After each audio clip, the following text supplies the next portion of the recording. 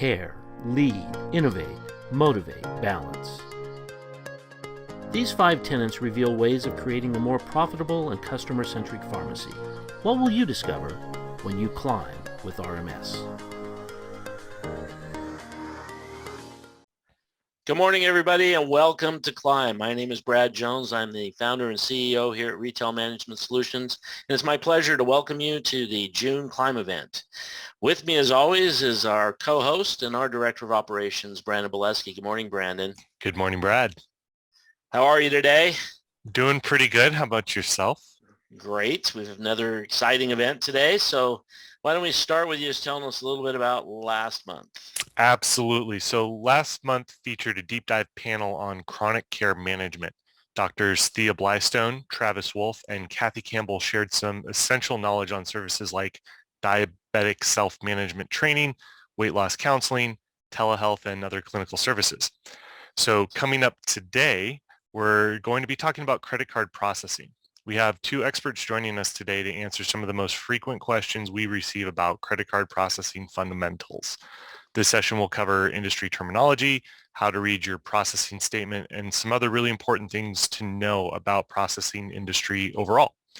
After Climb today will be a rebroadcast of our credit card processing within RMS session that we aired a couple months ago there. But before we get all that going, Brad, we have a special guest with us this morning, don't we? Yeah. The first session is going to be a conversation between myself and Todd Eury.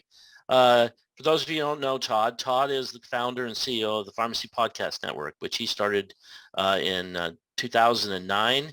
It ranks in the top 20 podcasts in the business news category on Apply Podcast. It has over 30 different channels with over 80,000 active listeners. So Todd has been around the pharmacy industry for a long time, and we thought it would be really fun to the two of us to get together and just have a general conversation for about 15 or 20 minutes about the trends that we've been seeing in pharmacy, over the last few years, because we're both interviewing people all the time, him in the podcast world and me in, of course, this webinar world. And you just mentioned the last month's webinar. That was one of our most watched and most commented on webinar series. So we really recommend, if you haven't gone back, go back and listen. There's some tremendous information. But without further ado, we're going to put a little splash screen about Todd, and then he and I will be back to talk about trends.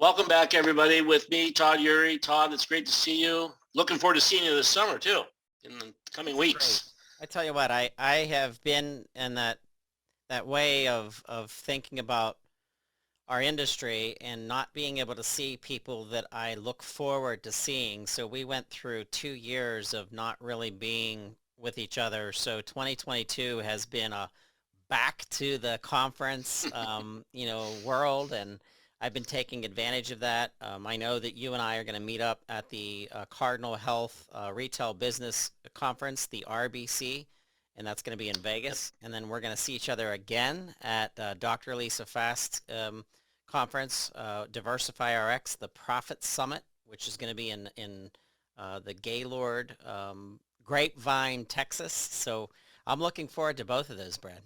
Yeah, no, absolutely. And boy, oh boy. It's amazing. You get out of practice and doing these conferences, and I'm doing, 10 or 12 of them this year. So, but it's been exciting, and it's really been fun to see people that we haven't seen in a long time. So, well, let's we're going to do this, going to kind of a quick discussion. You and I have been doing this kind of, you're doing the Pharmacy Podcast, and where you get to interview all these amazing people. I've been doing this now for about 2 years, and we're getting the opportunity to, introduce or meet all these amazing people as well. And so today I wanted to just kind of talk about the trends that you and I are seeing, so far in 2022 and, in the last couple of years, and kind of introduce those things, and then talk about what should you be doing when you go to these trade shows. Yeah, so let's get started there. What are some of the trends you've been witnessing with and talking to, doing your interviews? You know, when I started the podcast, Brad, this would have been in 2009, the big trend at the time that was really coming to be was technology. It was pharmacy management systems going from the closed off databases that were built just for that piece of software to now being able to interface with packaging systems and consulting technology and what it's now known today. And it's not even a big deal. It was a very big deal in 2009. It's called open database or a SQL server or something that was open database that you could plug into. And that was really a big trend, and that was a change that people might not have realized behind the scene. It's making a big difference to a pharmacy operation, as well as from a practice perspective, watching community pharmacies grow, purposely grow, their long-term care and senior care business because they already had an established, trusted reputation in their communities. So they said, well, rather than unofficially being a long-term care pharmacy or a senior care or assisted living pharmacy, they set out to certify themselves and practice as a true long-term care pharmacy. And then as you and I have termed them throughout the years, we called those combo shops. And that was a really big, initiative probably between in the beginnings of that 2012 through 2018 period. And that's not really a trend today. That's the trend that I experience. Now trends are the world of consultancy. It's the world of pharmacy owners hiring young pharmacists or hiring another pharmacist to go out and to build their consultancy, to bring business to them rather than showing up and being on the corner between a gas station and a bank and location, location, location. That's not good enough anymore. It has to be very purposeful. So I see the trend of business development taking place and taking shape. And those are some aggressive, very intelligent pharmacy owners out there who are doing things on purpose to generate that kind of attention from primary care providers. And it's in so many forms. I could probably talk to you for 3 hours of the forms that that's coming in, but that's a huge trend is consultancy. Yeah, and I'm seeing the same thing, in all of our climate, monthly climate events, we're talking to pharmacists, panelists, and experts, and we're constantly talking about clinical services. Specifically, we've recently been talking about remote patient monitoring, chronic care management, drug-induced nutrient depletion, all of those things, and so many more, as you said. I mean, you can talk about any one of those topics for hours and hours. But one of the things that I've noticed is, we track obviously very closely the number of pharmacies. How much has that changed?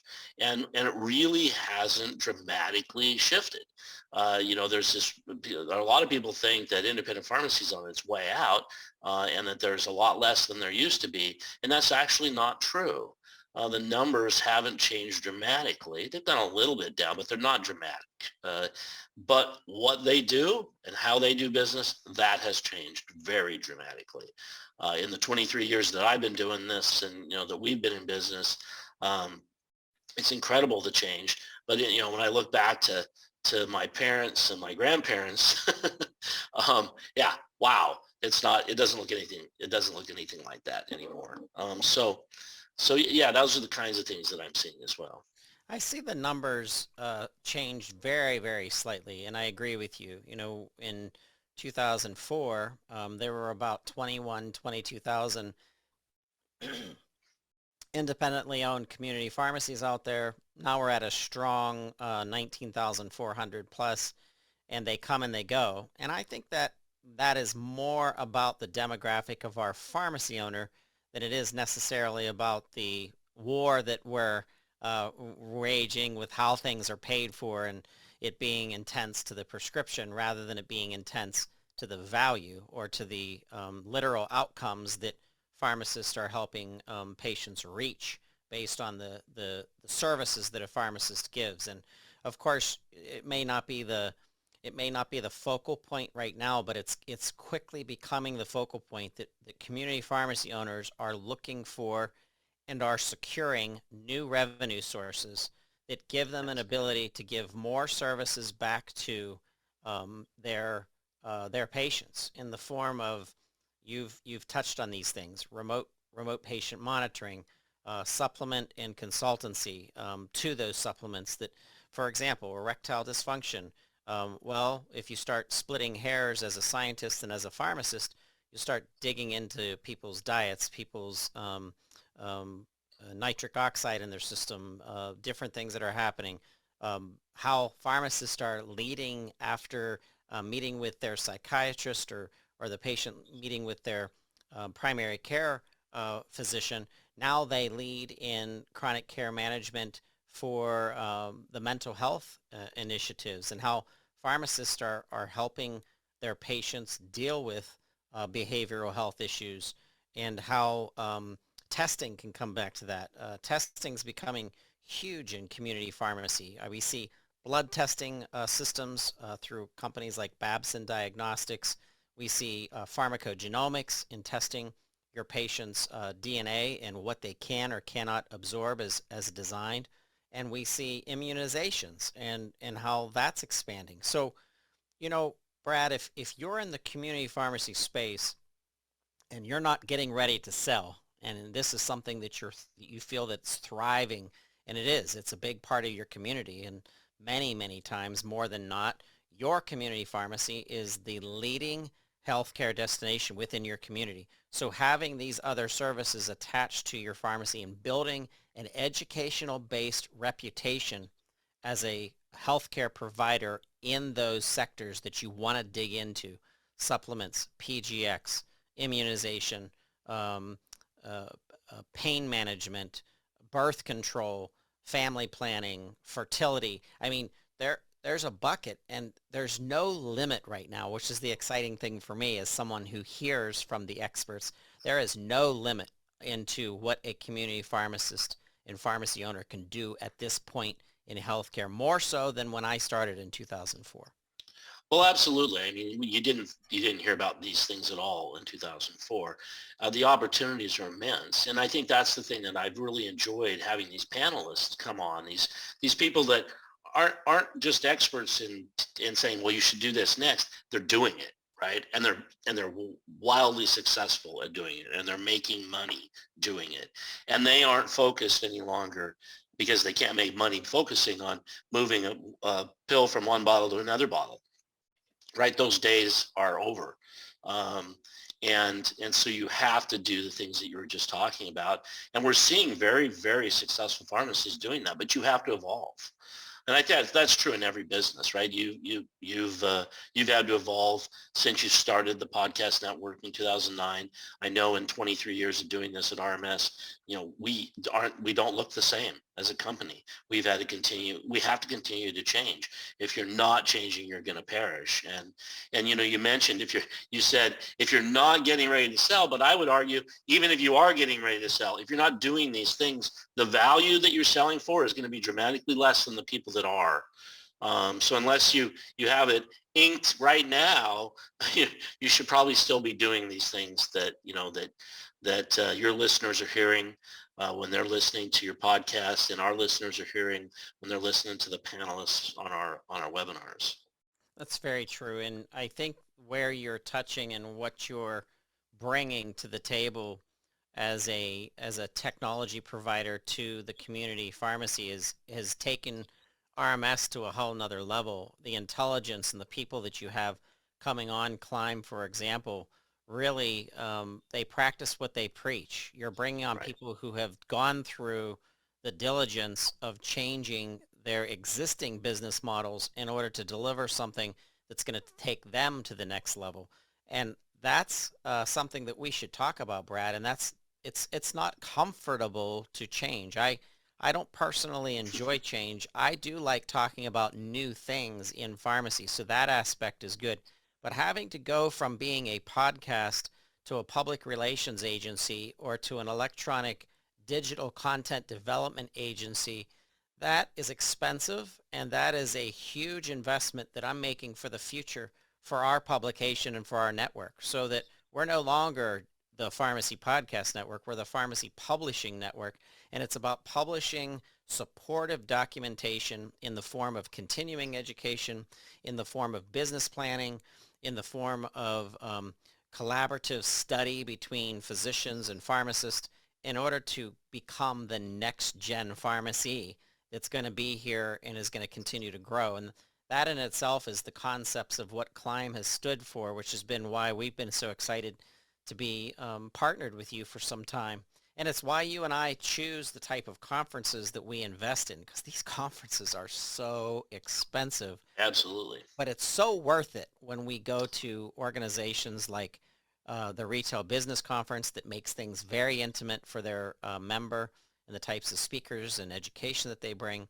And then, of course, Dr. Fast, one of my most favorite pharmacists out there, and how aggressive, she is as a pharmacy owner, but then the type of programs that she puts together. So I'll kick it back to you, Brad. Why are you and I so excited about what's happening in Las Vegas, July 13th through 16th, which is the RBC? Well, I think that it's exactly what you're saying. This is an opportunity. I think sometimes people don't take this opportunity. I know they don't, because I talk to them and I'm like, are you going to RBC? Or no, I'm not going. I don't get anything out of those. The amount of education that's there, not just the CE stuff that they have to do to keep their license, but the amount of education on what their peers are doing to be successful, it's you can't miss these things. I like to sit through, I love these conferences myself because I learn something new all the time. And a lot of the innovation that we've done at RMS over the years has come from ideas that we heard at conferences, or even a new rule back in the day when HIPAA came about, and understanding and studying that and the impact it was going to have gave us the ability to do meds to beds programs for the hospital side of things. And, we've done the electronic signature capture when it first came out. All these different things, those are things we gained by attending conferences and talking to people about real problems and finding real solutions. And so I think it's when pharmacists go to a conference, they need to really look at the opportunities that the education gives them to learn what is working. You can do CE online, no problem, and spend more time at these conferences networking and talking to people that are changing their business model. That's my suggestion. So I think that it's also very telling and interesting that you've keeping your eyes and ears open to what was changing.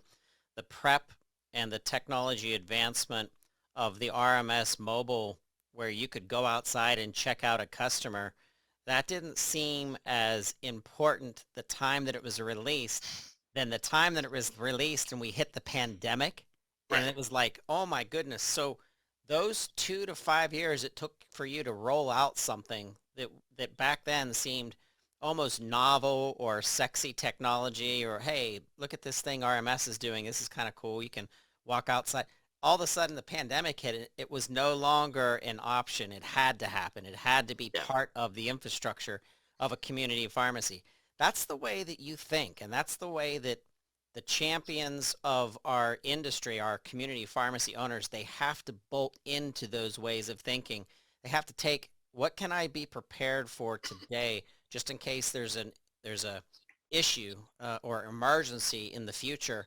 And it's hard to look into a crystal ball per se, but paying attention to what's happening in markets outside of even pharmacy is sometimes very telling. Oh, absolutely. And I think you're absolutely right. I mean, we attend all kinds of different conferences. We attend not as not as exhibitors, but we attend technology conferences ourselves to see new technology, even in different market segments, and how can we adapt that technology to our market and to the pharmacy market. And I think that's important, and that's what pharmacists need to be doing as well. What can they do to change, to change their business and adapt to the new world order, and use their expertise And that's the other thing that we, try to point out is you're in the usually the number one most respected profession there is in the world. And if it's not you, it's the nurse or a firefighter or a first responder, but you're always in the top three. And so you utilize that to help your patients. So And I think you've followed a new formula that RMS has adopted in order to reflect back to the patient as almost like a guideline, saying to them, hey, when's the last time you took an evaluation of your buying group? Are they doing things that are out of the box than the average bear buying group, or is it always the status quo? Are they thinking of the future and changing? What type of clinical services are you offering? Are you focused on mental health? Mental health services today not only are no longer it can't be thought of as maybe something. It shouldn't be a maybe that you're going to deliver. You are the healthcare destination in your community. You have to have mental health services and mental health counseling connections to your community pharmacy that are part of the services that you deliver to your community. And then your remote patient monitoring plays right into that. And then your front end also plays into that, because now you're coaching our community pharmacies that things have to continue to change, have to be continued to refresh because of who we're competing with, as well as the perception of competition in your community. You might walk into an old-fashioned hardware store that they've done the same front end that they've done for the last 20 years. And sure enough, the customer base is slowly starting to dwindle off versus the other privately owned hardware store and or pharmacy that has redesigned their entire front end, that has that new look and that freshness, and it makes your community want to be a part of it because it's exciting to them. And then being able to understand the importance of catering to patients, to catering to your community where they are. And that means that an Austin-based community pharmacy might look different and act different and function different than a Pittsburgh-based or a West Coast-based or whatever. And that's true. Your pharmacy absolutely is a literal reflection from of your community. That's right. There is no one size fits all answer to any of this. You have to know your community, and that's what that's what pharmacists do now. They understand their community, and then now it's adapting your business to fit that community. So, well, Todd, we're out of time.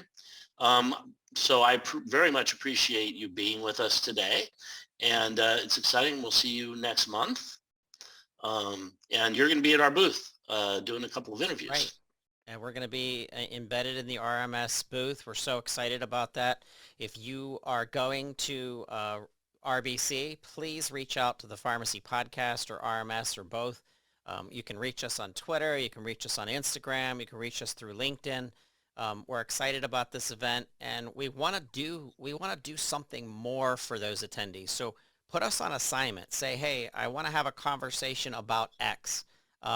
Skin dermatology, Brad, is a huge boom for community pharmacy. We just met Dr. Crystal Yee. She's from L'Oreal, and CeraVe is like a big, coming dermatology product for community pharmacies to tap into, and becoming a skincare expert. My goodness, there's a lot of new revenue in that, and it's in the best interest of your community too. So I can't wait to see you, Brad, and the team. Yep. Well, thanks again, Todd. Have a terrific afternoon. Thank you. Bye-bye. How do you become a more profitable pharmacy? The RMS Boost training program uses your data, merchandising tips, and best practices to help you achieve your profitability goals. Experience RMS Boost. So joining me next are two credit card processing industry experts. And, this is one I really think you need to listen to. I know you have people come into your stores regularly or call you or email you trying to get you to switch credit card processors. This is a very strange industry, and a lot of times these people don't really know anything about the pharmacy industry and the unique requirements for processing credit cards, specifically FSA cards in the pharmacy world. So to help us understand a little bit more about all of that and the fees and how all of that works, we have two industry experts, Ryan Williams and Chris Ross. They've been working in credit card processing at the processor level and that area for 10 years now. Today, they'll be sharing some of the vast knowledge they've accumulated about the processing industry and how it works behind the scenes and the best way for merchants to successfully navigate credit card processing changes and challenges. So without further ado, we're going to put up a little splash screen for them, and then I'll be right back with them to a deep dive into credit card processing.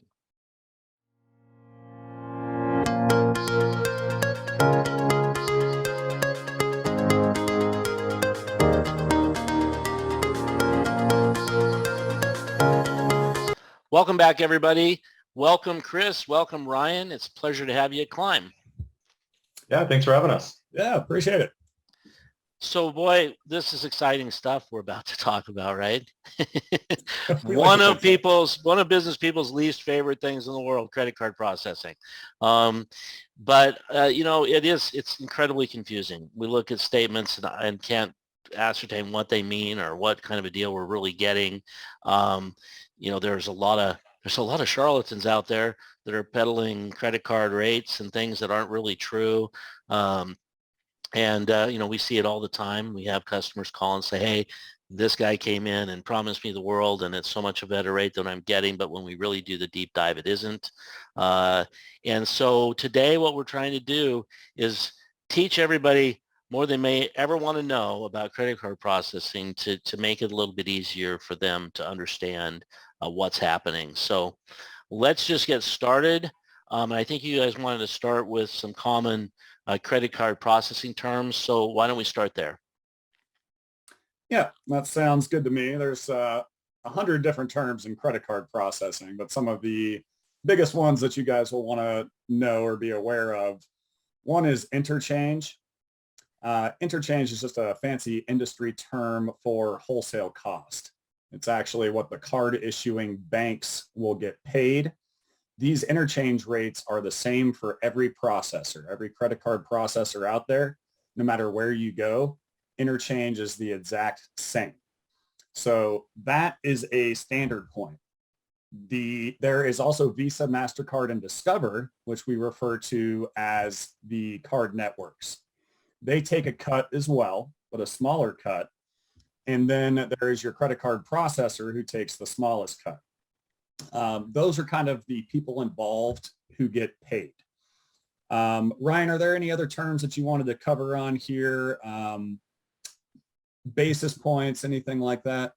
Yeah, you bet. And I'll kind of expand on interchange. So like you were saying, ultimately the way that I like to explain interchange is that, like you said, it's the base or wholesale cost of doing business in credit cards, right? No matter what business you are in the country, no matter what credit card processor you're with, everybody has to pay it, and it's all the same, right? That's what those card issuing banks and brands are taking for access to their networks and their banks. What Chris was alluding to there is a basis point, right? The way that those credit card processors, as well as the card issuing banks and brands are assessing fees is both a percentage as well as a per item.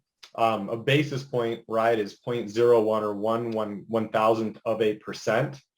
But it's 0.01%. So for example, you guys might see on statements, 0.15%, we would call that 15 basis points. But again, that is the way that those processors are assessing those fees out of a percentage to account for, their profitability as well as accounting for those costs that come from the card issuing banks and brands. Yeah. Okay, so there's a question that it's actually a statement. We'll be doing a demo with a customer and we'll say, who's your card processor? And 9 times out of 10, they'll say, well, I bank with Bank of America or Wells Fargo or Chase or something like that, or their local, Bank of the Pacific or whatever. But those aren't processors. So can you explain the difference between what is a processor and, where do they fit in the scheme of things? You bet. Yeah. So they're what we call five big, or the five big processors, the five large processors. There are five of them. They handle their own acquiring, right? Both front and back end processing. I'll say front end processing is getting authorization from banks to return the authorization back to a point of sale system, show an approval, right, or a decline, whatever that transaction response is. The back end is funding, right? So that's where the funds that were pulled from that cardholder's account are then sent to the merchant's bank account for the processing that occurred. There are five big guys that handle all of that. So that's Chase Payment Tech, there's TSYS, there's Global Payments, there's Fiserv, right, which is First Data, there's FIS, which is WorldPay. Those five guys handle that credit card processing. Those are processors. There are a number of what we call ISOs, or independent sales organizations, that act on behalf of those processors and potentially can brand their processing. And there's a number of ways that you can act as an ISO, or what we call PayFac. I won't get in the weeds and bore everybody with the details there, but there are a number of ways that you can operate on behalf of those processors to provide processing. But the answer to your question is there are five big guys, and those are the guys that I mentioned previously. Okay. And I may add there just that, and maybe a little bit of simpler terms, there's two sides. There's banking. So you may have a Chase Payment Tech who is a credit card processor, but they're also a bank. So there's Chase credit cards out there, and they're making money whenever somebody uses one of those credit cards as a processor. They're also on the credit card issuing side. They are fronting that money for that cardholder to process that transaction until they pay their bill off, hopefully at the end of the month. So there's two different sides of that. So there's places like Chase that are both a bank and a credit card processor. And then there's other places you may have heard of. Most credit card processors are just a processor. They're not fronting the money for the card holder or anything like that. They are simply establishing the relationship between you, the merchant, and Visa, MasterCard, Discover, American Express. Because those card networks do not work with merchants directly. Obviously, there's millions and millions of merchants. So the processor makes that connection for the business owner. Okay, great. So where does the interchange come from? So, sorry, go ahead. It really comes from two different places. It comes from the terminology we covered initially: card networks, Visa, MasterCard, Discover, card issuing banks, it could be Chase, Capital One, Wells Fargo. It comes from those two companies, and they set base rates for interchange, which is the wholesale cost. And there's 600 different card types out there. There's Southwest Airlines points this, or Delta Airlines that, or this hotel and that hotel, and debit cards and prepaid cards, and it goes on and on. There's over 600, and they all have a different interchange cost. And it's the card networks and the card issuing banks who get together twice a year in April and October. Correct me if I'm wrong there, Ryan. I believe that's correct. And they have a committee that determines these rates and what each specific card type's wholesale cost should be set at. And again, no credit card processor controls that. So no matter what credit card processor you're talking to, they all have the same wholesale cost. So they can all compete on a level playing field with you guys. But that is where credit card processing charges, the interchange, comes from. At least the wholesale cost is both the card networks and the card issuing banks. So then from that point, so everybody's the same. So then the competition starts after that fee. And that's where all the confusion then comes in as well. That's exactly right. Correct. Yeah. So essentially above interchange, right? Again, that base or wholesale cost. The credit card processors are, and ultimately that's how they compete with each other, but the credit card processors are offering rates and fees that account for their profitability, right? It's typically a smaller amount than interchange, but there are a number of ways that credit card processing can be offered by those processors. And like you were mentioning earlier, it can be a daunting thing to look at. So that's something that we'll dive in here in a little bit. Yeah. Okay. So, actually, before we get there too, we know, everybody knows about Visa, MasterCard, American Express, Discover. Now people are learning about, the five big processors. But most of the time, people aren't dealing directly with one of the five big processors, unless you're a big chain like Walmart, probably dealing with one of the five bigs. But when you're an independent pharmacy, or even in some of our institutional pharmacies, hospitals and universities, they're really not dealing directly. They're dealing usually through some kind of a third party, and those people are usually taking a piece of the pie as well. Correct? That's exactly right. Mm-hmm. Do we have a term for those folks? So there's a number of ways that you can get to a processor, right, and handle processing. They're what we call independent sales organizations, or ISOs. There are financial institutions that sometimes are acquirers themselves, sometimes not. Smaller banks aren't. There are agents that are selling point of sale solutions and handling processing through processors, or some of the big five. There are also what's called PayFacs, or payment facilitators. They are software companies that provide their point of sale solution, as well as have contracts with credit card processors, so that they can kind of white label the experience, but provide processing as well as sell point of sale solutions. And cut out one piece of the middle. Exactly. Yeah. So they're providing credit card processing as well as that solution, instead of only selling the solution and then referring that customer to a processor. Okay, very good. I think I wanted to clarify that. So, okay, great. So, how are the processing rates that people end up paying? How are those determined? Go ahead. I'll start here. Yeah, there's you're going to typically have a negotiation at your classic credit card processor with a sales representative who's going to ask you things like, what are you selling? Is the card present? Is it not present? Because that affects the wholesale cost. When the card is not swiped or inserted, it's more expensive. Average ticket, these are all things that will affect their cost. And really your volume is a lot of what most of the industry will base your rates on. So unless you're going with a payment facilitator that does their own software and has some sort of group negotiated rate, you'll be doing this negotiation yourself. And they will base that off your monthly credit card sales volume. So 50,000 a month will warrant probably a higher rate than 500,000 a month. Economies of scale to a certain extent. A lot of this will fall on you and how you negotiate. And it's something that, if I'm shopping for car insurance, I'm not getting one quote, I'm getting 3 quotes. And that's something, I would do with anybody that you're talking to, and then compare from there. Ryan, do you have anything to add to that?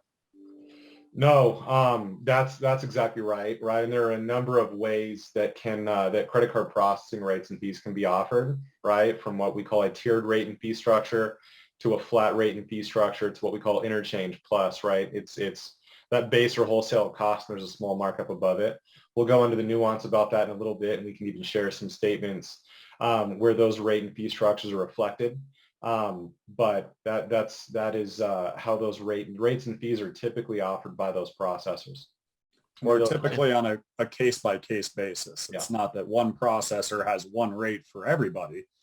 Every processor I know of will customize a rate based on that business, unless you get into maybe Square or Stripe, which is not going to be overly competitive for for anybody. So having a custom quote based on your business, a good credit card processor will learn these things about your business, because what's good for one customer, the exact same rate may be not good for another customer. And that's mainly due to average ticket. Most of you know that there's a percentage and a per transaction fee on almost every rate, whether it's interchange plus 0.1% and 10 cents a transaction, or whether it's a flat 2.9% and 30 cents a transaction. That average ticket, let's say it's 10 cents a transaction on a $100 ticket, that's 1/10 of 1% that you're paying as the business owner. That same 10 cents on a $10 ticket is 1%. It costs you 10 times more.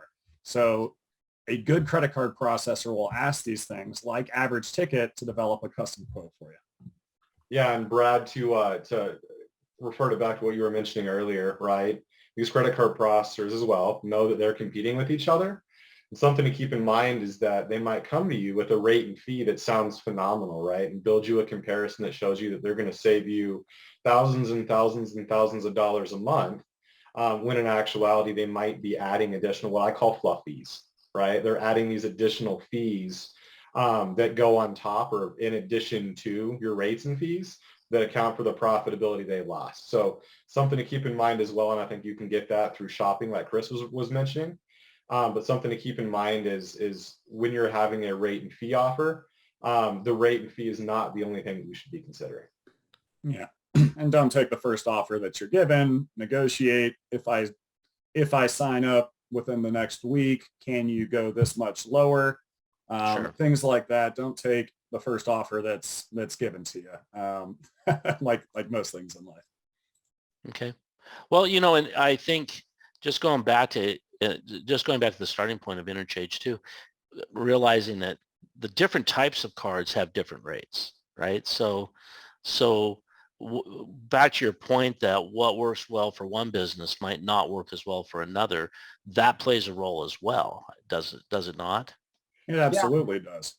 Yeah. Yeah, and something to keep in mind as well, right? Well, interchange potentially depending upon average ticket, right? Because I'll give an example. It's what we call corporate standard, but a corporate standard, it's a very expensive interchange example, but corporate standard is 2.95% and 10 cents, right? That might be incredibly expensive for somebody that has $1,000 average ticket, but might be more advantageous than other card types for somebody that has a $10 average ticket, because 2.95% accounts for 2.95% of $1,000, which is a smaller amount on $10, right? And the 10 cent accounts for a smaller amount than does 22 cents, for example, which is what's called regulated debit, but 22 cents on a smaller average ticket. So there's kind of a balancing act there. That said, interchange is a constant and it is the same rate and fee regardless of business or average ticket. And that's something that has to be accounted for. Yeah. And some things that I'm sorry, Brad. No, go ahead. You continue. A lot of this is, you can't account for, but there's going to be some things you can expect. If you're a coffee shop, you have a small average ticket, you're going to see a lot of debit.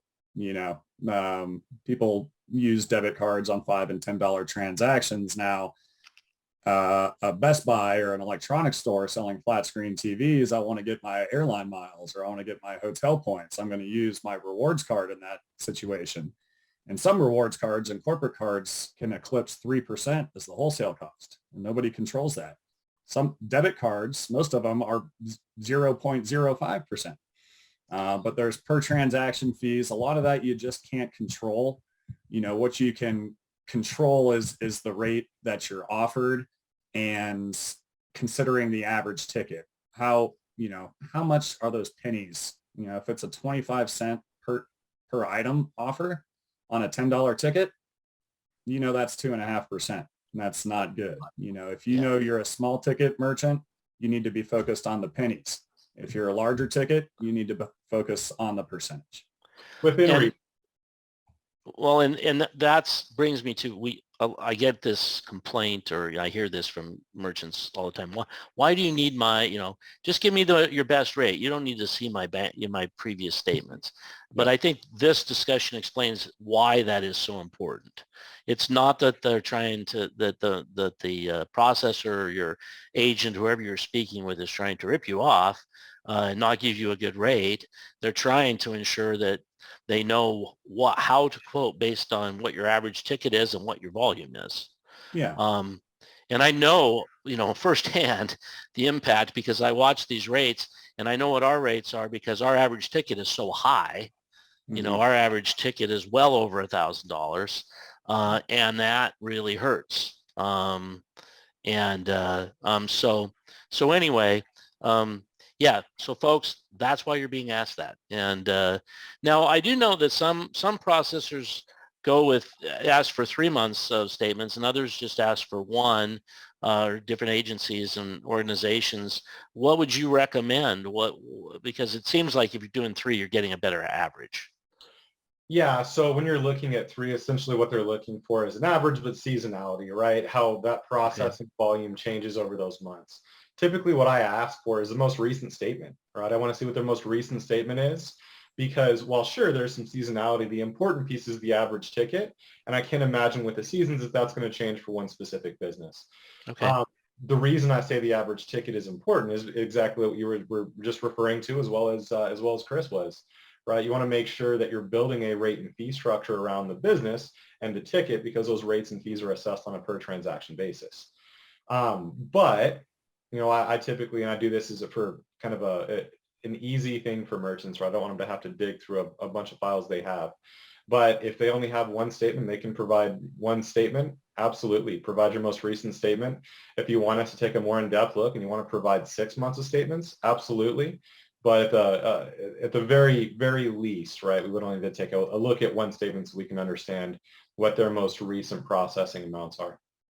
Yeah. And I would add, I'm sorry, Brad, but just add that from being in the industry, doing that 10 years plus, they will typically need all pages of a recent statement. So front and back, just to, avoid any delays. So I would send all pages of a recent statement. 1 month is typically fine.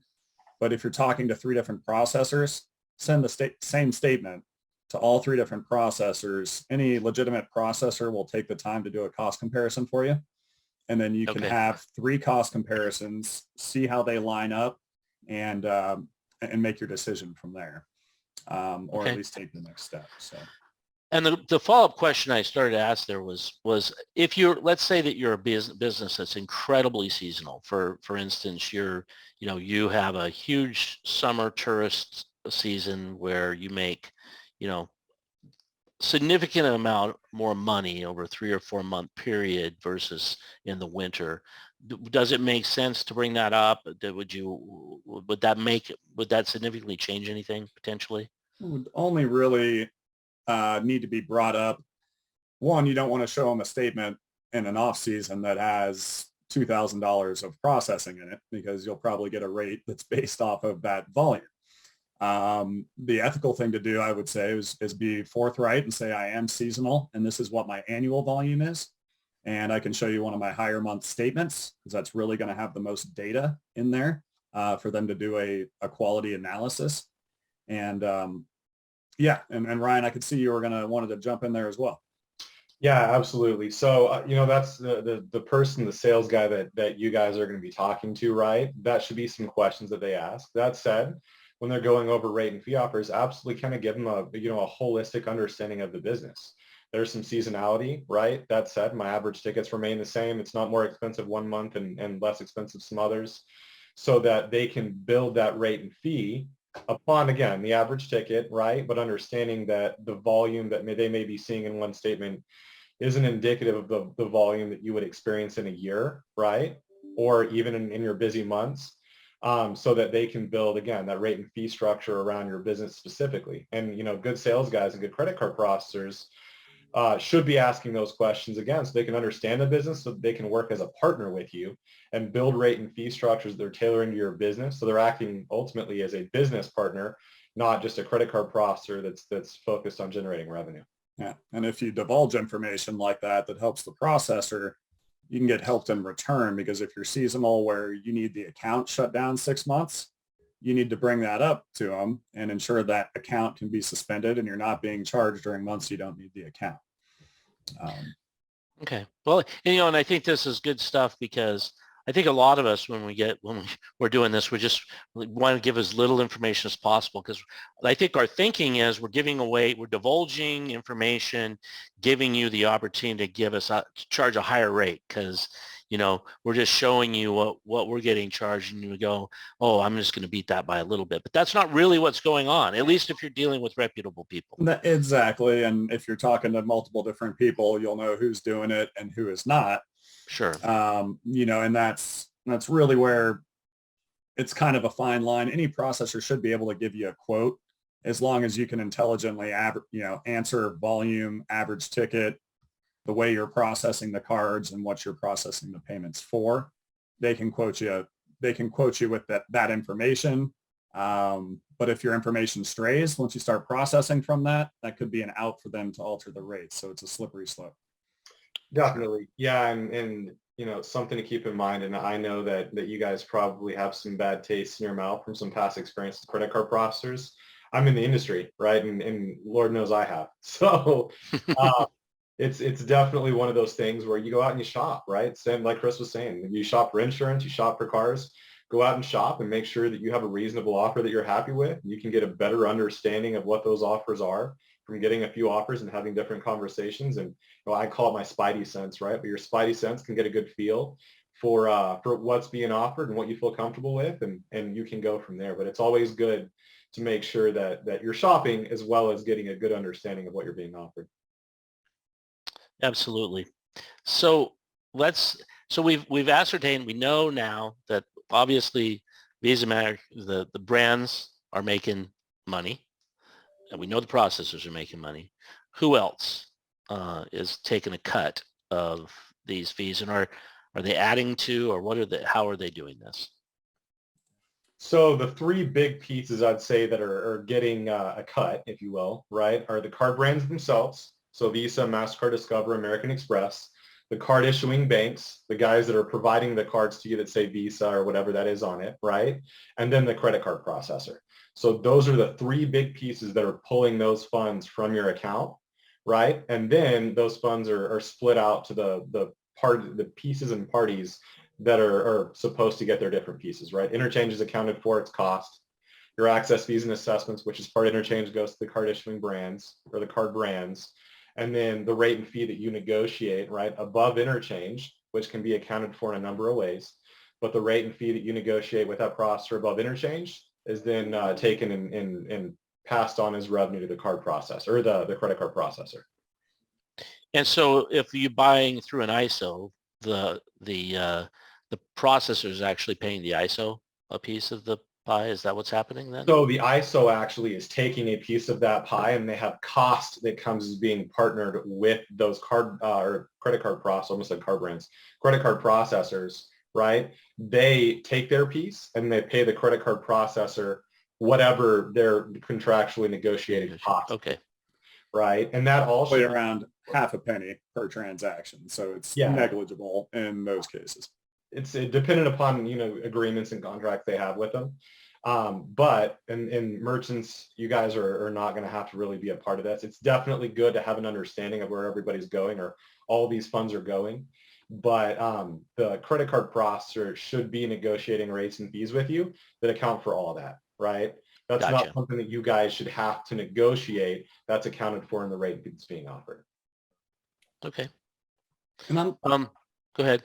Oh, I was thinking that might be a good transition here into showing some different rate structures, maybe a flat rate versus an interchange plus rate. So one all-encompassing rate versus here's the wholesale cost and maybe 15 basis points or 0.15% on top of that.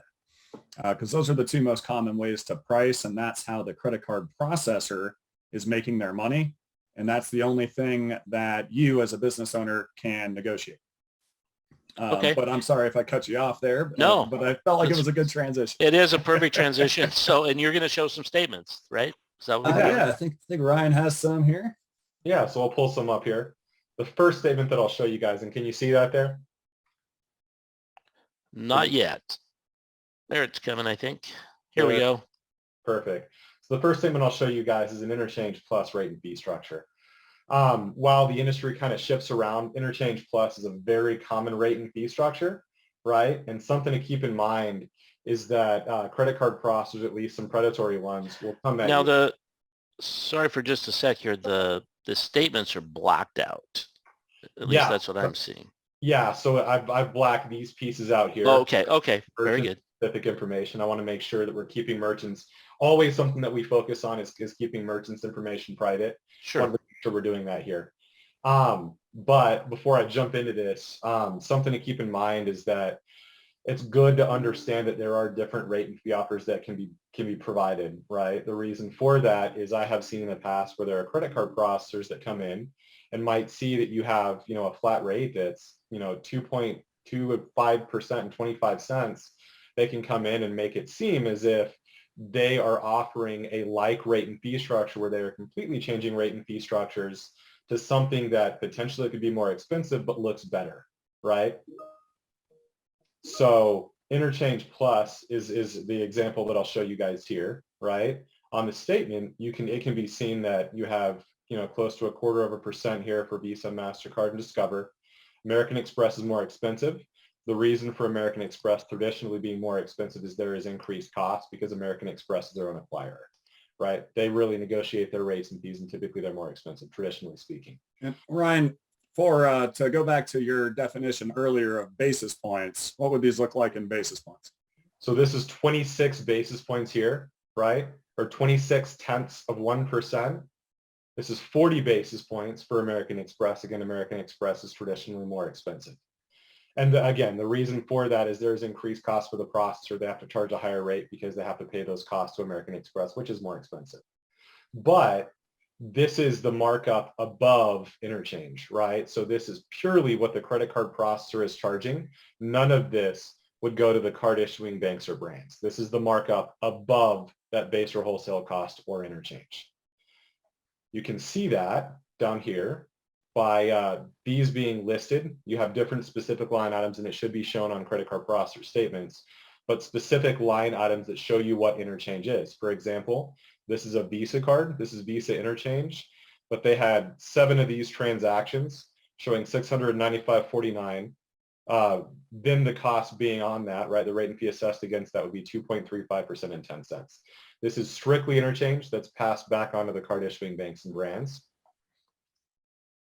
A trick that credit card processors have done in the past is that to account for margin, right, or profitability on top of interchange, they will add basis points or rates and fees on top of interchange to make it seem as if it's cost where it's not.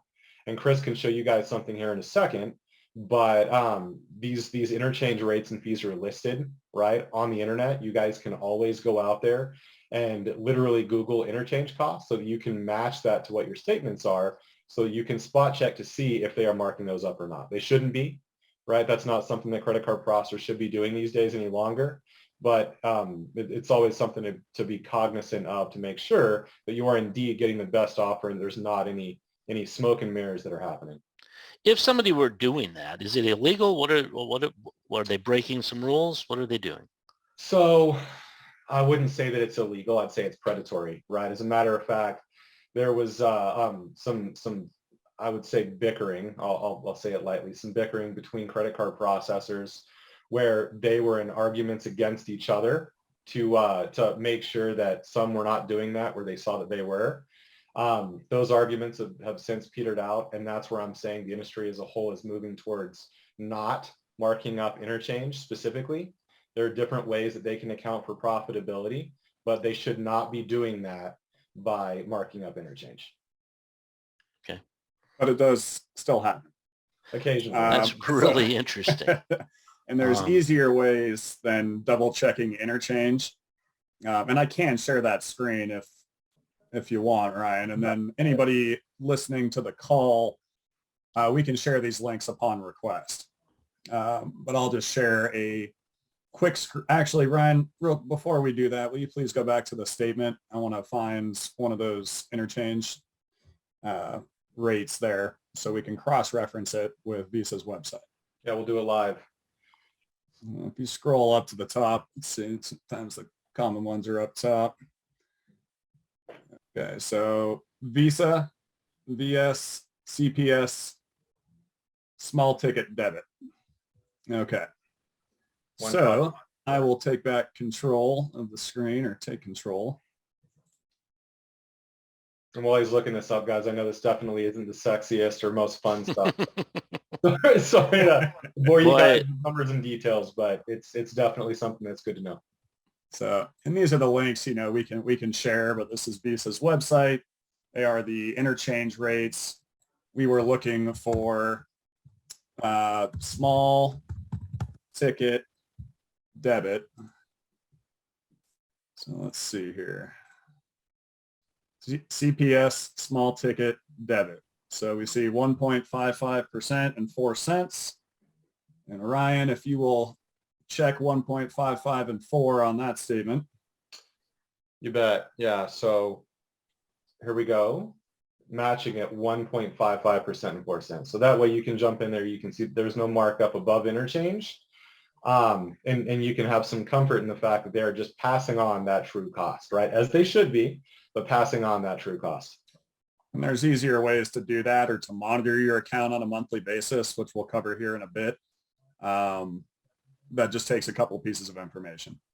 Well, this really shows people the different types of cards that you're taking have a significantly different fee structure. Absolutely. Yep. Yeah. So it can, like Chris was saying, right? And this is dependent upon average ticket because rates and fees account for a different percentage of a, smaller or larger transaction. But I always use, that corporate standard as an example, right? It can go from 2.95% and 10 cents, even higher in some instances, all the way down to what's called regulated debit, which is, 5 basis points or 5/100ths of 1% and 22 cents a transaction. So there's huge variation in what the cost for those cards are. Keep in mind, though, that that's a standard, right? So no matter what credit card processor you're with, no matter what business you are Sure. Interchange, and it's all the same. Right. So here as well, right, in this statement, they're showing that their per item is listed a little differently, and a lot of credit card processors do that. So that's why it's good to go through your whole statement and see where different pieces are. But essentially, the offer for this statement is 0.26 or 26 basis points, but 0.26% for Visa, MasterCard, Discover, 0.4% for American Express, and then 6 cents per transaction, again, above interchange.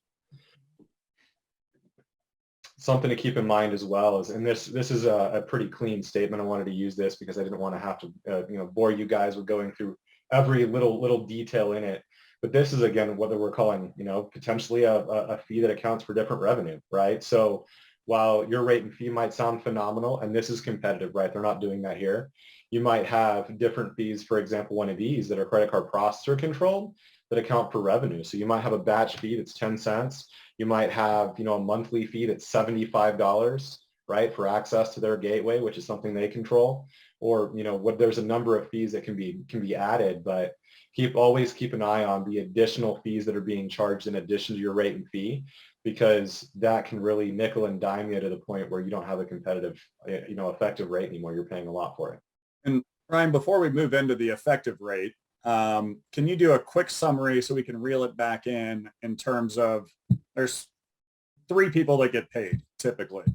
Yeah. There's the card networks or card brands, which is Visa, MasterCard, Discover, American Express, the card issuing banks, and then there is the processor. So on here, can you show us who's getting paid what? I think we saw so starting at the top, we saw the 0.26% or about 0.25%. Yep. That's going to the processor. Exactly. And then I think we just see deposits here. And now we see interchange, or we see authorization fees at 6 cents. Yeah. So that's for American Express specifically, right? So we'll start with what the credit card processor is charging. And I'm going to bounce around on the statement. I just want to make sure that we're kind of segmenting each different piece. So this is processor controlled, right? This is what the credit card processor is offering. It's the 0.26%. And when you're negotiating these rates and fees with a credit card processor, this is what they're going to tell you. It's the 26 basis points or 0.26% for Visa, MasterCard, and Discover. JCB is a Japanese domestic card for Japanese banks. It's not very common. It's actually a legacy of HSBC being a big part of credit card acquiring in the United States. So that was a card they offered. Regardless, that's what that is. It's a bank card.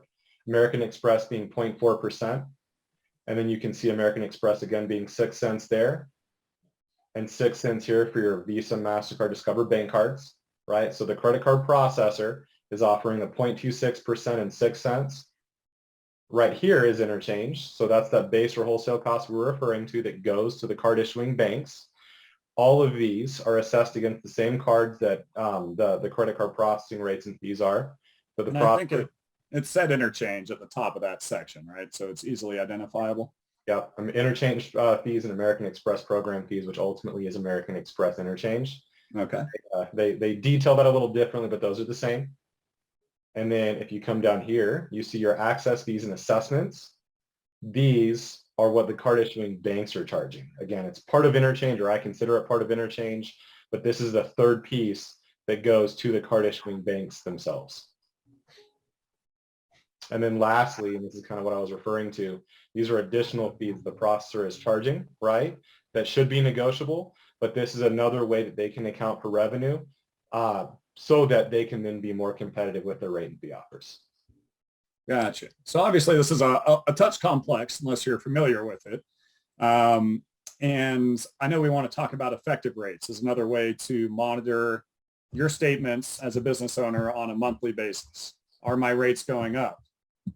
Is there something I need to look into, or is my deal still competitive?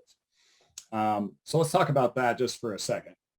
You bet. Yeah. So this is what a lot of merchants should do, right?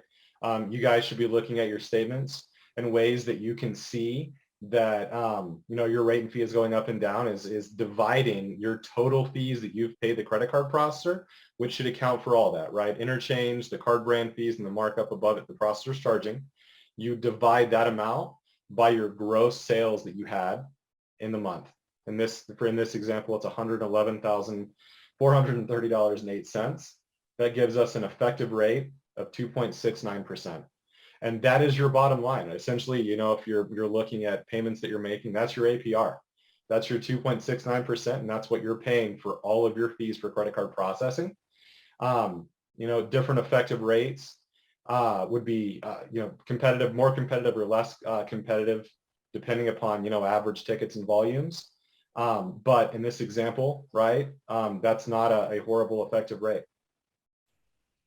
But keep in mind, you always should go there and calculate your effective rate, get an understanding of what you believe that it should be, right? And if you're working with a credit card processor who's reputable, they should give you an example of what a competitive effective rate should be.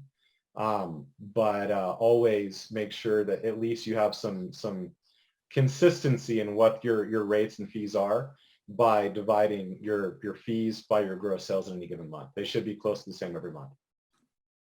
So we know if it goes from 2.69 to 2.74% from, say, May until June, that's a small variation. That could be due to the different types of cards that were accepted one month to the next because they have different interchange costs, different wholesale costs. Sure. If it goes from 2.69% to 3.25%, would that be cause for concern? Absolutely. Yeah. So, and, potentially there are some different fees, right, that could be accounted for on an annual basis that can cause some variation there. But what you're looking for is a consistent uptick in your effective rate, right? So if you're seeing something that goes from 2.69% to 3.69%, that's a pretty significant jump, right? That's something that you would probably, at the very least, want to keep an eye on, but potentially you have a conversation with your processor and ask why those fees are increasing, and then go from there and making a decision that best fits your business. Well, I think there's a lot of people that, are just looking at those initial fees and not looking, or those rates and those fees, and not looking at some of this stuff in the other fees category. But definitely, I think there's a lot of people that aren't calculating that effective rate, and that's something they should really do every month. Absolutely. Their bookkeeper or accountant should be doing that every month. Exactly. It's just a responsible way that you can go through and make sure that, you have a competitive rate and fee, because ultimately running a business, right, is all built upon profitability and cost. So it's a responsible thing to do to make sure that, you're not overpaying for the service that you're receiving, and that it matches the expectations that you were provided originally. Right. And I think sometimes people don't do this. And I'm really glad that we got to this point, because even as you were going through all of this, it still gets a little confusing. If you're not used to looking at it all the time, it still gets confusing. But the one thing that isn't confusing is you take 2,991.95 divided by the whatever that was for the month, the 111,430.08, and you're going to get your effective rate, and you can do that every month, and it's simple. And that's what you can be monitoring. It's a pulse check, right? It's a way that you can make sure that again, your expectations that you were originally provided with or that you set with them originally, right, are being matched. And if they're not, it's something that you can do that keeps an eye on where you're at, and you can make decisions to change or renegotiate or whatever, fits the needs of the business, but always helps you understand where you are with your credit card processor. Well, the other thing you can do, I think, a lot of our customers, a lot of pharmacies that aren't customers, a lot of you listening, you have a lot, you belong to organizations, buying groups, just you have close friends in the industry, and you're sharing information with each other. And this is a piece of information you can ask. I say, hey, Joe, what are you paying as an effective rate on your credit card processing? I'm paying 2.69%. What are you paying? And if he comes back and says, well, I'm paying 3.69%, you can say, maybe it's time to look at making a change. Absolutely. Yeah, and something to keep in mind, right, is that effective rate can be competitive kind of all the way across the spectrum. So, 2.69% when you have a $30 average ticket or a $40 average ticket is competitive, right? However, if you have a different kind of business that has maybe a $5 average ticket or even lower, so you have a car wash, right, and your average tickets are, $1 to $3, and your effective rate at that point is 4 or 5%, doesn't necessarily mean that you have, and I understand that we're kind of going all over the business spectrum here, but doesn't necessarily mean that you have a bad rate and fee. It's that effective rate and your rate and fee that you're being offered is tailored towards the business. And Sure. Smaller average tickets carry a higher effective rate just because the per item is going to account for a larger percentage of that transaction. Yeah. But if you have friends that, say you own a restaurant or you own a retail establishment, right? And you have friends that own a restaurant and retail establishment, you have pretty similar businesses. Just like you said, Brad, you can go to them and say, hey, mine's at 2.69%. And they say, holy cow, I'm at 3.69%. At that point, you guys can work together to make sure that you're dealing well with each other's businesses, but making sure that you're getting the best rate and fee offer you can. Yep. No, and these are all pharmacies, so that not all pharmacies are the same, and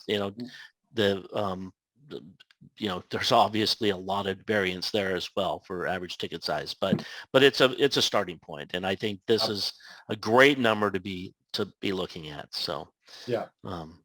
And I'll show you one more, and I'll make this brief because it's easy, right? This is an example of a flat rate, right? It's a different rate and fee structure that you can be offered. A lot of merchants like these because it's simple. That every single time you swipe your card, you have, in this example, right? And I think this might be a little high, but 4.84% per transaction. Every single time you swipe your card, the interchange assumption is built into cost here, right? So this is accounting for profitability and costs and interchange. And that's it, right? So every single time you swipe your card, you have in this example, and this is a number, right? They've moved the percentage to a number. But if you move your decimal places over, you're at 4.84%. That is what you pay no matter what. And at that point, with the exception of these additional fees here, for example, this is a batch settlement fee. At that point, your effective rate, when you generate that, right, you divide your cost by your processing volume, you should be having something that's very close to what that rate is at 4.84%. That's high. That is definitely high. Yeah. So if you have an average ticket that's above, I'd say $10, right? 4.84% is pretty high. So call me if you have that rate. I'll beat it. Absolutely. Guaranteed.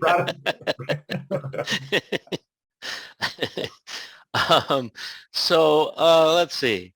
Where should we go from here? I think, we had as a question, why can't everyone have the same rate? But I think we've really explained that. Is there anything we want to add to that? So, I think that merchants kind of focusing on their bottom line, essentially effective rates, right? There are so many rates and fee structures that can be offered, right? They can account for profitability and they can show you savings in certain ways, right? And it can really get muddy because there's a number of ways that those can be confusing. It's always good to understand what your bottom line is. Like you were saying, Brett, it's always good to make sure that your effective rate is where you're comfortable at, right? Where it matches the expectations that you have for yourself and your business after doing some research, and understanding what those effective rates are or will make things a lot easier for you in understanding instead of focusing on, the ins and outs and nuance of all those different rate and fee structures. Yeah. And you don't want a one size fits all pricing. Custom is what's best for the business owner. Yeah, and I think there is, at least at the interchange side of things, there somehow they are evaluating some form of risk here, which is why some fees vary. Plus, I mean, when it comes to reward cards, in some case, in those cases, there's money that's being taken because Southwest Airlines has to get their piece of the pie. I think that's the way that works. Is that accurate? That's why, say, rewards cards can be more expensive It's logical. They won't. I don't think they're ever going to come out and say it. But logically, that's yes. Okay. Yeah. Okay. So let's talk about another thing that I think has changed. It has changed significantly. I don't remember if it was 5 years ago or how long ago it was, but it used to be a lot less expensive for the merchant if a person used their debit card than their credit card. That has changed, correct? Sort of, yeah. So essentially what happened is there is I believe he's a senator or a congressman. I forget exactly what. Senator Rick Durbin. Yeah. Yeah, it's I think it's Senator Durbin. Is it Senator Durbin? It's Senator Durbin. Yeah. Yeah. Well, I think he's actually still in the Senate, but Senator Durbin came in there and passed some legislature that is restricted variation in debit card costs. So it's actually called restricted debit. But what it shows is an interchange rate of 5 basis points or 0.05%, right? 5/100ths of 1% and 22 cents a transaction. So something to keep in mind is that 22 cents on an average ticket that's very small, say $1, right, accounts for a pretty high percentage of that, profitability the business would make going to credit card processing fees. Alternatively, if you have a $100 average ticket, 22 cents is not bad. And, 5 basis points is definitely not bad. So I think it's kind of a balancing act. And again, you can't really restrict what your customers used to make payments with. But in most situations outside of low average tickets, debit cards and their regulated debit cost are going to show less processing fees for merchants. Okay.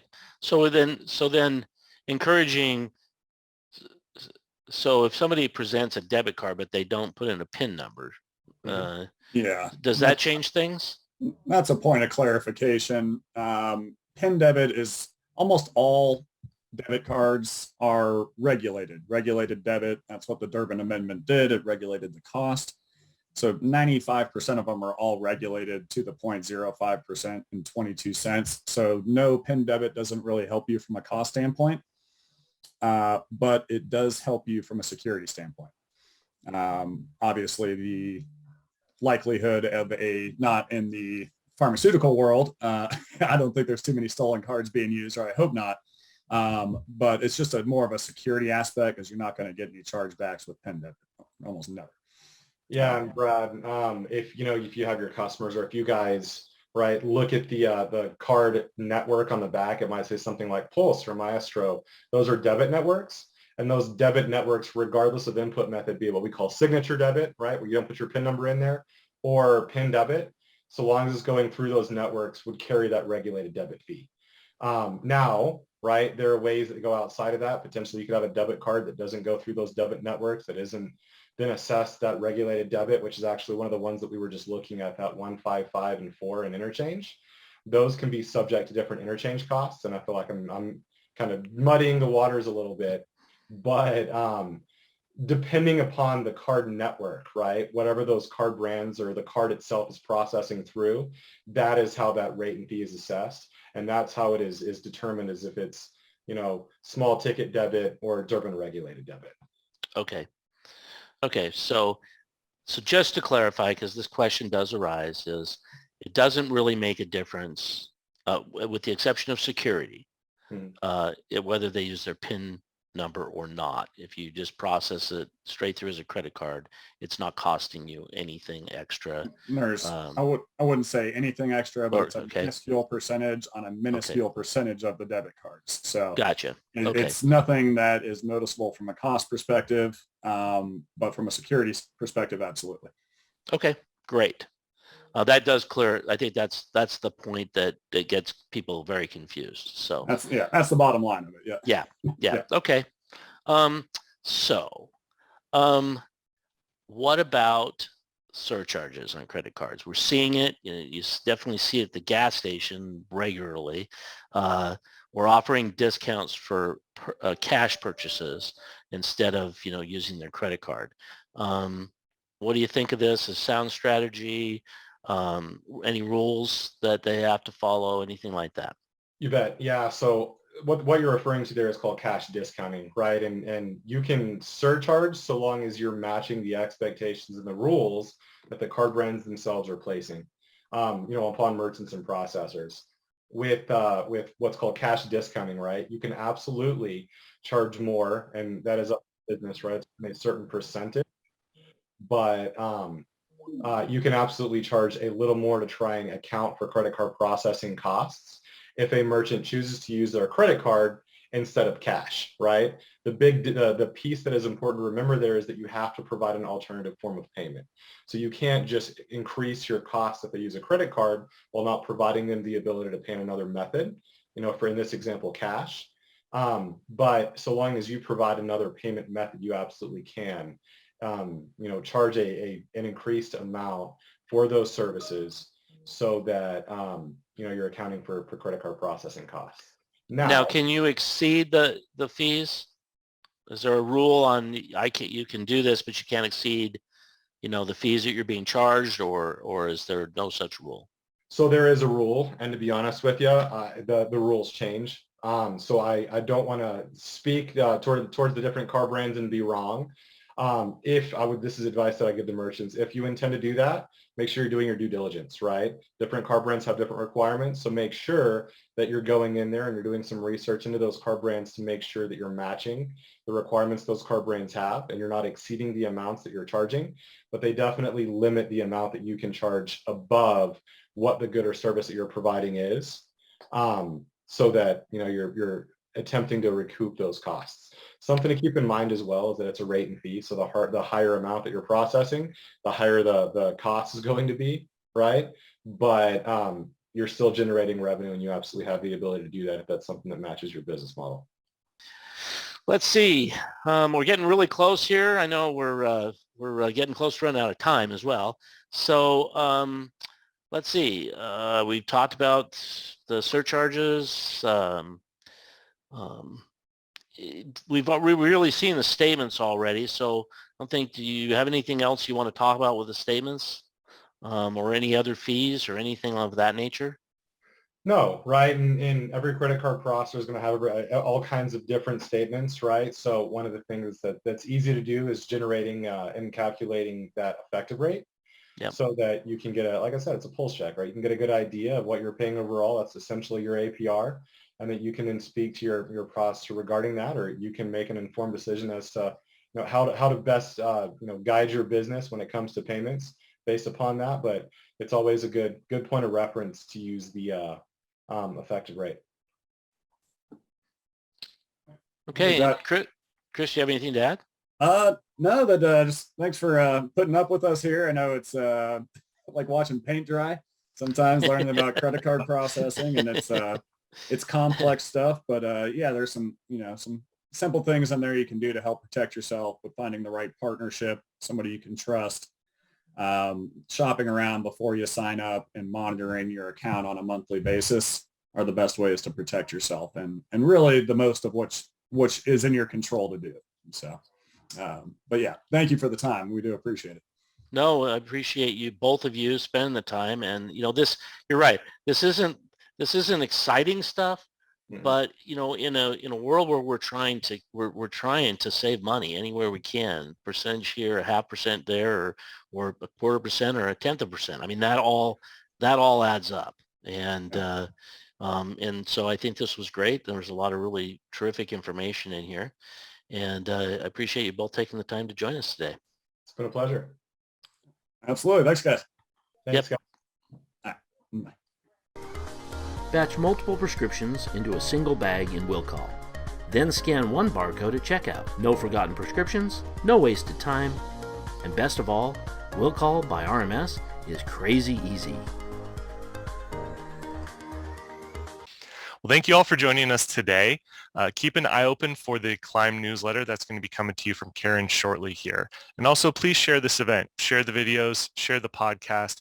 You can find the recording of this Climb session on our website, along with some links to the Pharmacy Podcast Network.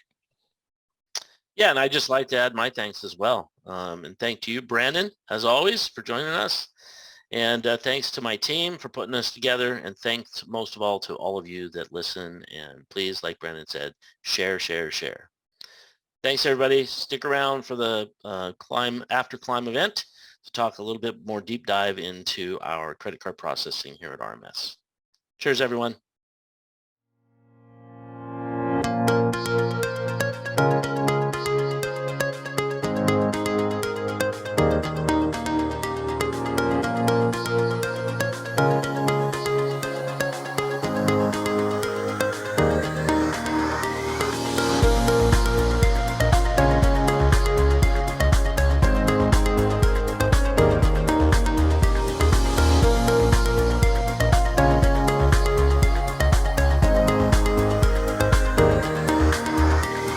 Hello, everyone, and welcome to After Climb.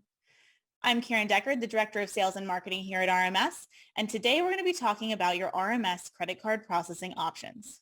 I know this isn't anyone's favorite topic, but the right processing solution can have a huge impact on your costs and your cash flow, customer perception, even what programs you offer in your pharmacy like home delivery, meds to beds.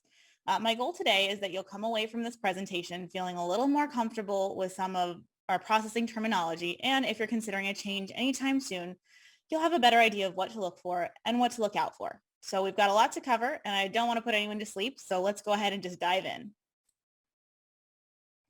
To really understand where we're at with credit card processing options today, we have to go back in time a little bit and look at all of the things that have occurred over the last 15 years that have made pharmacies such a unique space to process in. Dating back to the early 2000s, credit card processing was simple and straightforward. Processing in a pharmacy was no different than processing in, say, a convenience store. It was fairly common for us to encounter pharmacies that didn't have point-of-sale systems. And when it came to processing with RMS, just like today, there were a range of processing choices available. Integrations were simple and straightforward. And usually the biggest variation in functionality between processing options was usually whether the integration supported PIN-based debit or debit as credit.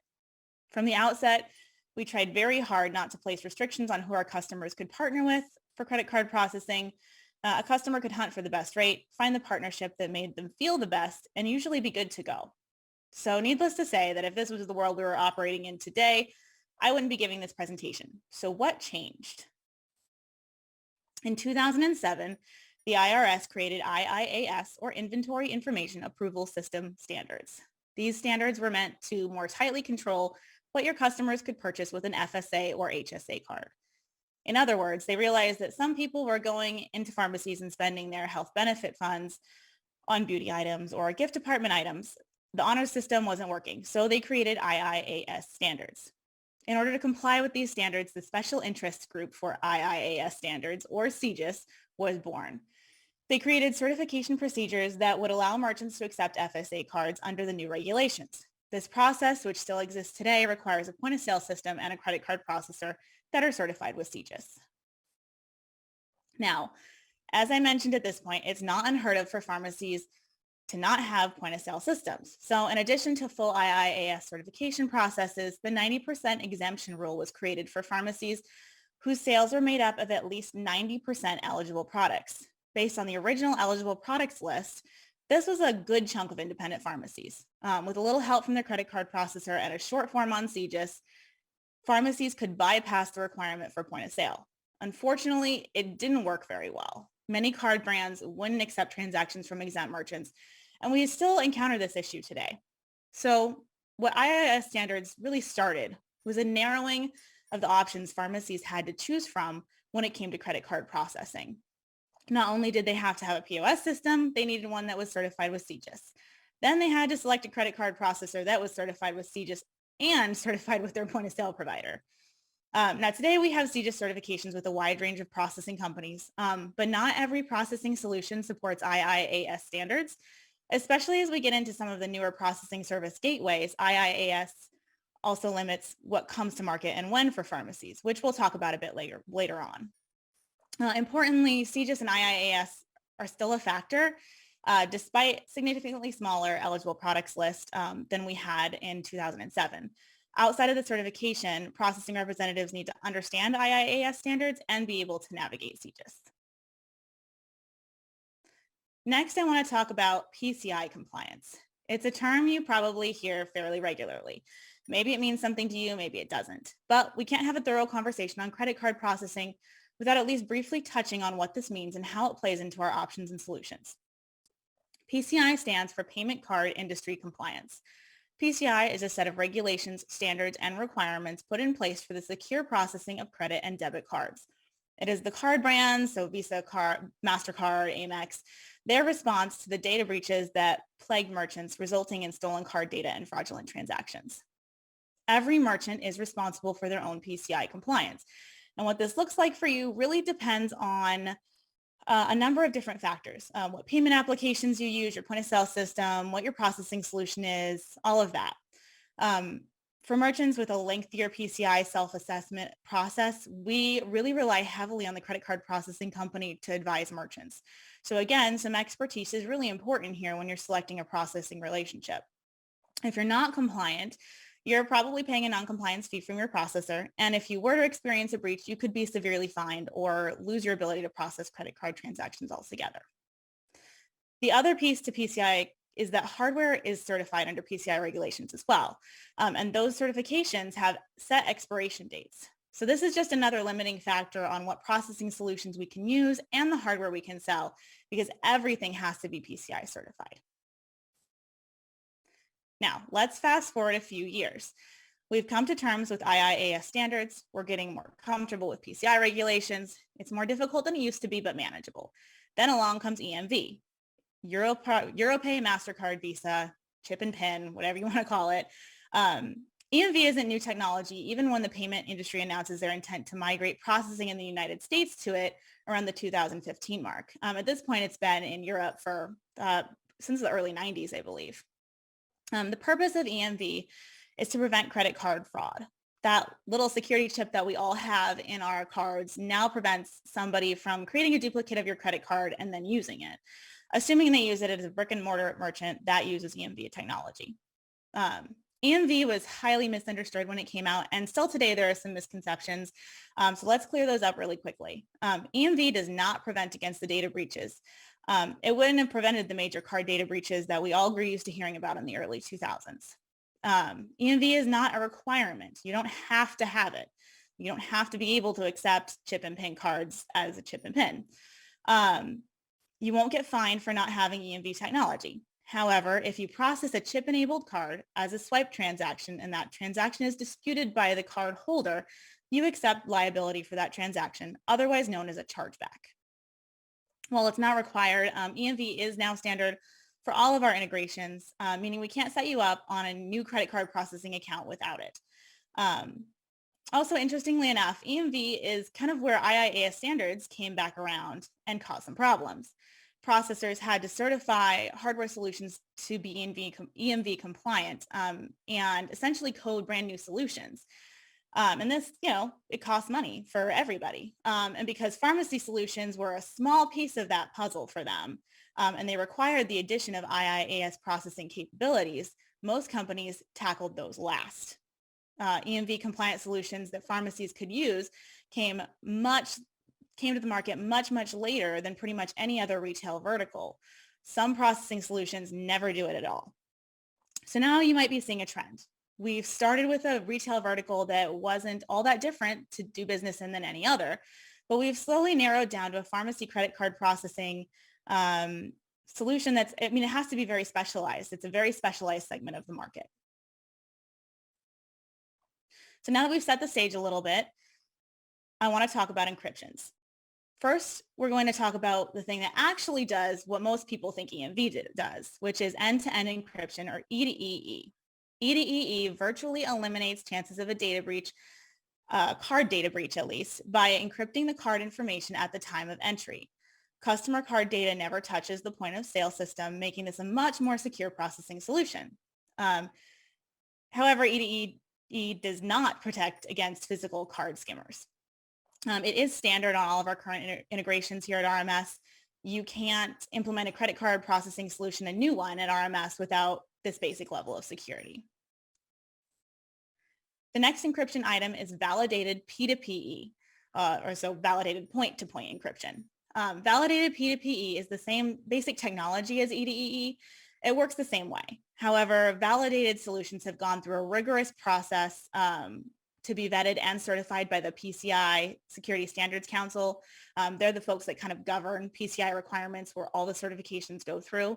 There are more controls in place, so like chain of custody for devices from the point they're shipped out to the point they're implemented at the pharmacy. Validated P2PE is available as an add-on for many processing integrations, but it's a smaller subset of customers right now that want this option, so not everyone offers it. We have a number of different pathways to get there. A benefit of validated P2PE is that it does limit your scope for PCI compliance processes. If you're on a standard processing solution, even an end-to-end encrypted processing solution, which are all of ours are standard that way, you could have a pretty lengthy self-assessment process. But this convenience does have a cost. Every validated P2PE provider we encounter charges merchants some monthly fees in addition to standard processing rates. So it does come with an additional recurring cost there. Last important note is that both validated P2PE and E2EE still require merchants to visually inspect card acceptance devices and follow other basic PCI compliance requirements. Last note on encryptions is just a quick touch on how hardware encryptions work and what those are. So your credit card processing device, your signature pad, is injected with encryption protocols. These have a range of purposes for everything from your end-to-end and point-to-point encryptions to debit encryptions for PIN-based debit. Why does this matter? Well, a lot of it's behind the scenes stuff, but it does impact both your implementation and any time you want to change processors. Encryptions are usually different across processing platforms or even within the same organization. First Data, for example, is a huge company. So an account that's boarded through a First Data independent sales representative is going to have a different set of encryptions than one that's boarded through Bank of America, let's say. Devices generally can't be injected remotely. So a device is physically sent into an encryption facility before it can be installed. So that would be before your implementation, if you're a brand new customer, or if you're changing processors, either your new hardware would have to be injected or existing hardware would have to be sent in to be re-encrypted. So it does add just a little bit of a layer of complication and some changes there. A few other things to know before we move on. I want to talk about a couple more key concepts. First one is tokenization. Tokenization is how you securely keep cards on file and process card not present transactions. If any of you have a Rolodex of credit card numbers or an Excel spreadsheet or whatever else, that's a big PCI compliance no-no and could result in fines or, again, even the loss of your ability to accept credit cards at your pharmacy if you were to experience a breach. The solution is to create tokens. So a token, basically, you enter the card information on your processing device, and it will provide you with a token that gets attached to the customer record. It's just basically a unique set of characters that references that card at the processor level. So then you have a token method of payment that's on your till. And when you want to charge a card that's for like a mail order transaction or delivery, the customer's not present for whatever reason, it could be for curbside pickup. You just select your token method of payment, select that customer and that card, and that processes the transaction. So essentially, there is now no credit card information on your store network or physically on your premises, which is much more secure and compliant. I know was a mouthful and a little bit convoluted. So if you do, if that's something you need for mail order or something like that, just let us know and we'll walk you through how it works. The last piece is NFC. NFC stands for Near Field Communication. This is contactless payments like Apple Pay, Samsung Pay, Google Wallet, all of that good stuff. This, again, is nothing that's required for you to implement. It's good to have as convenience-based, featured based on your customer demographic. Maybe you get requests for it, maybe you don't. Just something to keep an eye on. And maybe if you're, making a change, look for that feature.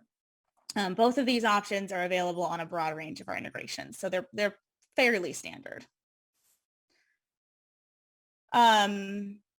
So what we've kind of gotten to here is that processing for pharmacies can get complicated really quickly. And there's a lot of places where a processing partnership can fall short. First, we're dealing with latency. Processing technology can take longer to get to the pharmacy industry. And all of these regulations mean that there are fewer direct integrations, i.e. RMS is your POS solution. We don't connect to First Data directly. We connect to platforms that specialize in processing integrations and make the connection that way.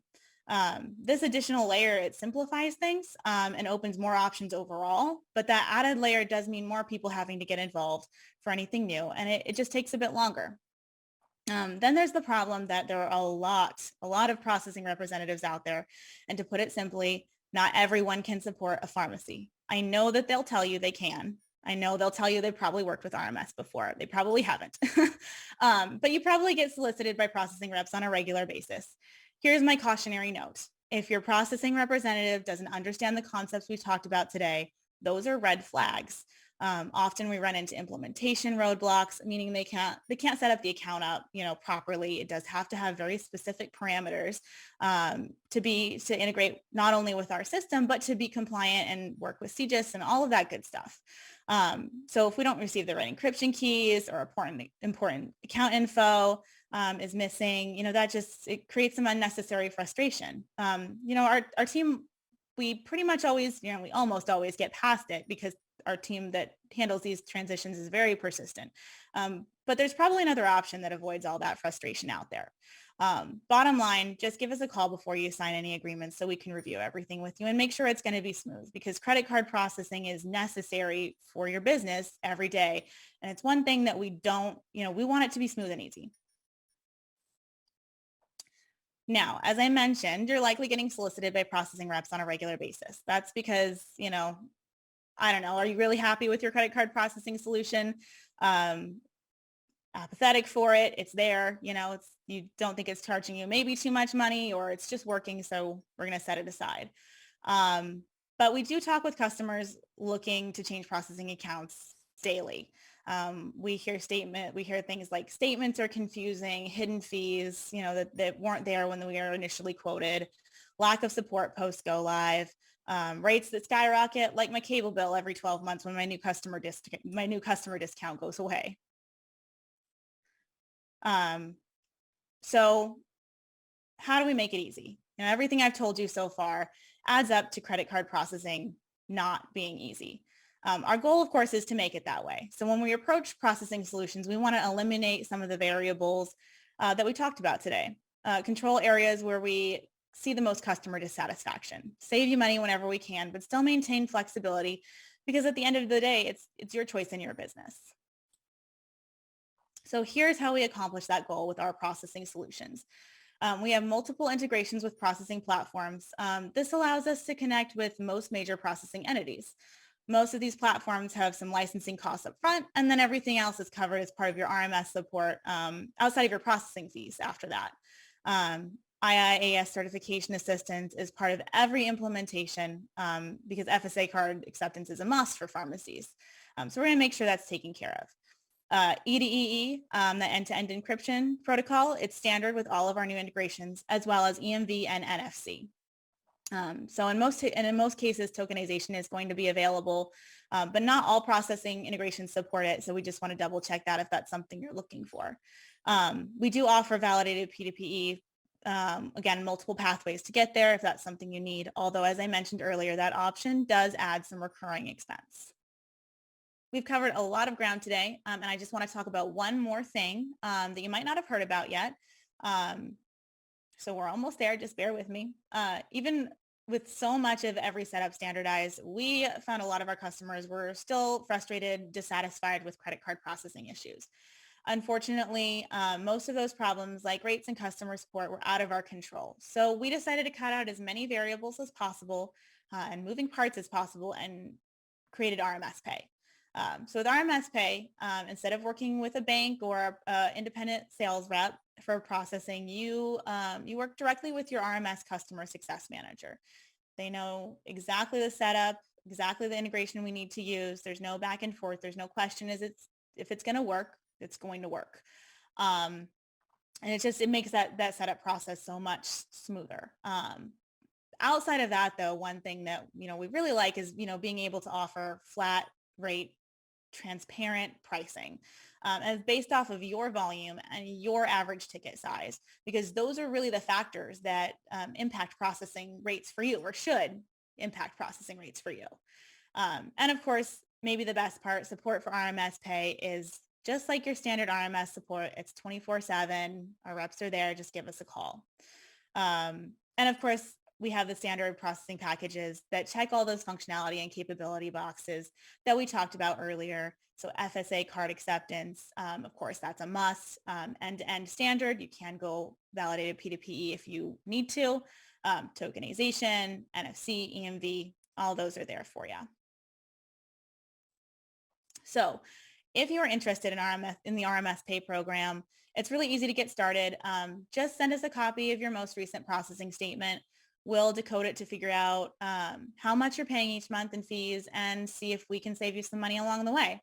If you are on older processing hardware and looking to get upgraded, like say you haven't transitioned to EMV yet or something like that, we can definitely assist with that during the process. RMS Pay actually is a great way to go in that case, because hopefully we can offset some of those upgrade costs by saving you money on processing and offering some, 0% interest payment plans to spread out the cost and the impact for you. And you know what, if you're getting a great deal and we can't save you any money, we're going to be upfront with you on that.